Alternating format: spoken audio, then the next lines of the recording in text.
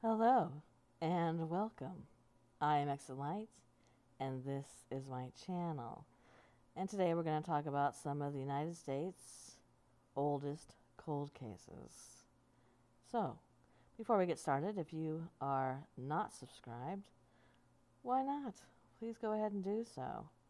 Also, if you would please give this video a thumbs up, it really helps my videos to be seen by others.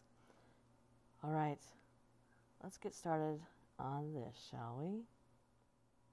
The Lime Lady. Fishermen working on the North Canadian River about 20 miles outside of Oklahoma City made a grisly discovery on April 18, 1980. They spotted a body on the bank.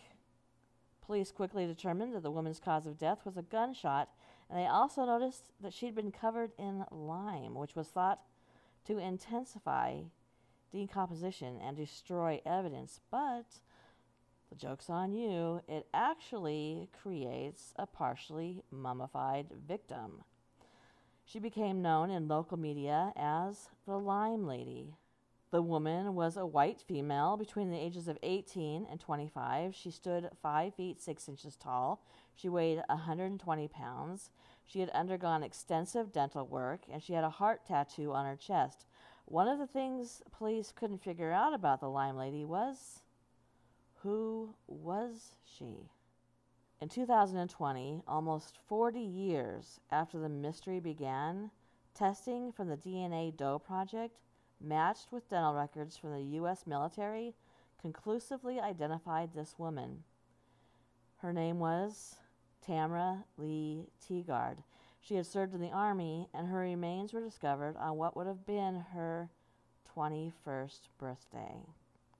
Authorities still do not know who killed Teagard or why. The saddest part to me is that nobody has reported her missing. She was in the military.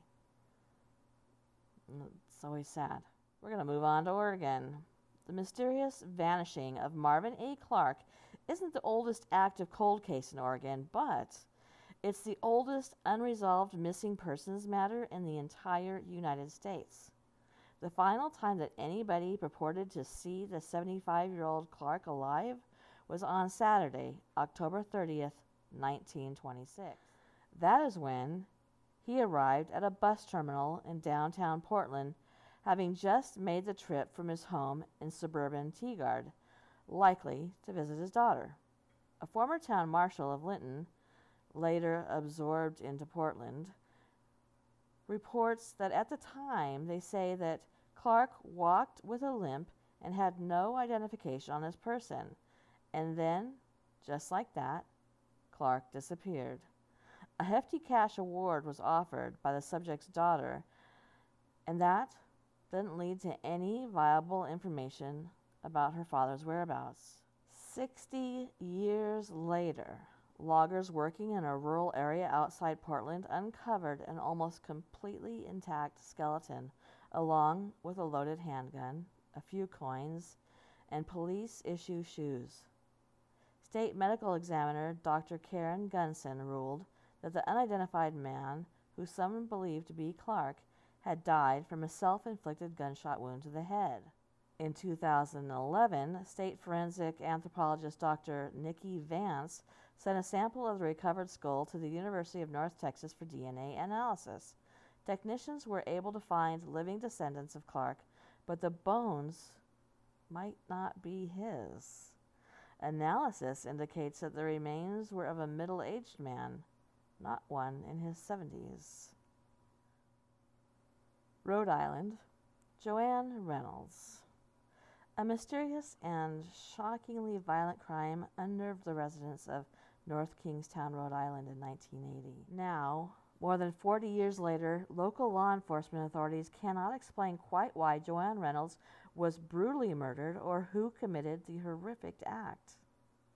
Reynolds, a North Kingstown native who graduated from high school there in 1973, went on to enroll at Rhode Island Junior College. She studied music with aspirations of becoming a singer.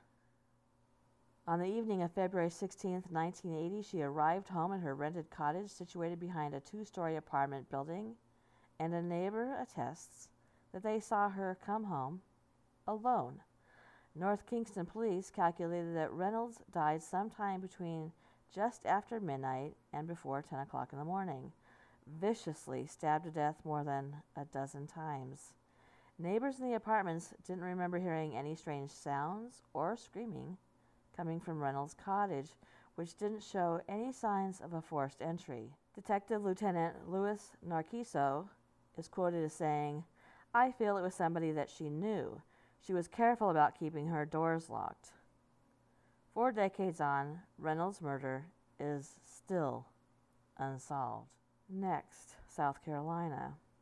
According to the Cold Case Unit of Beaufort County, South Carolina, the area's oldest unsolved mystery concerns the disappearance of Michael Stephen Akey more than 45 years ago. On June 24, 1972, the 14-year-old boy was abducted by a man that witnesses described as an adult white male driving an early 1960s model Chevrolet sedan. Akey was near a patch of watermelons at Trammell's Market with 2 friends roughly his same age, and the 3 were attempting to hitchhike for a ride. Akey's friends stayed behind to attempt to steal the watermelons while Akey got into the vehicle with the driver.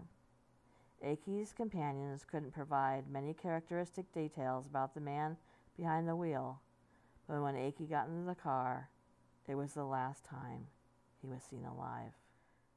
If Akey was murdered, evidence of such didn't manifest for nearly 6 years. In February 1978, workers cleared land on Ladies Island, and they discovered a skeleton. Authorities were reasonably certain that it was Akey's, and the remains were buried at Beaufort National Cemetery. How odd. In 2005, when DNA testing was more readily available, the remains were exhumed, and an FBI facility confirmed that this boy was, in fact, Akey. His murderer has never been caught. South Dakota. Naomi Chaney was an Alabama native, but she relocated to Sioux Falls, South Dakota during World War II while doing her part for the war effort. She was a Women's Army Corps officer. The 25-year-old walked home from the States U.S. Air Force Base one day in early October 1943, but she only got within about 3 blocks. Chaney's body was discovered underneath a bridge by a 10-year-old girl playing nearby.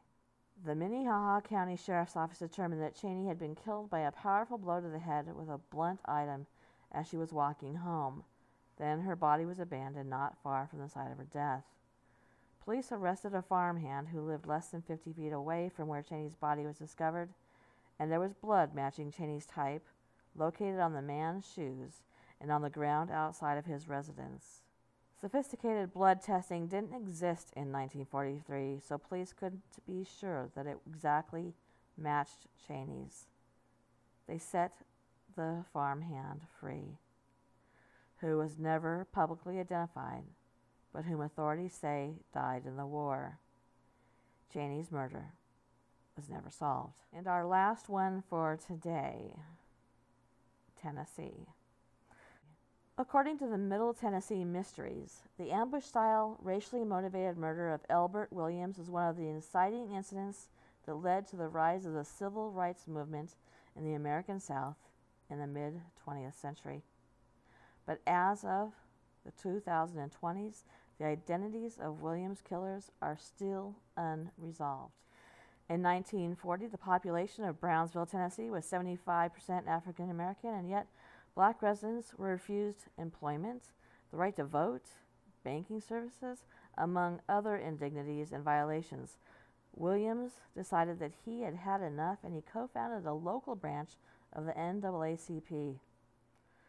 On June 20th, 1940, Williams was overheard talking about an upcoming meeting to the group, which led to his arrest. According to the Brownsville police officer, Tip Hunter, he released Williams that day and was one of the last to see him alive. On June 23rd, Williams' body was found in the Loosahachie River. His body was whipped and with 2 bullet holes in the chest. No autopsy was performed, and Williams was quickly buried in an unmarked grave, while a grand jury ruled his death a homicide by parties unknown. I'm pretty sure we all know that the perpetrators were not unknown.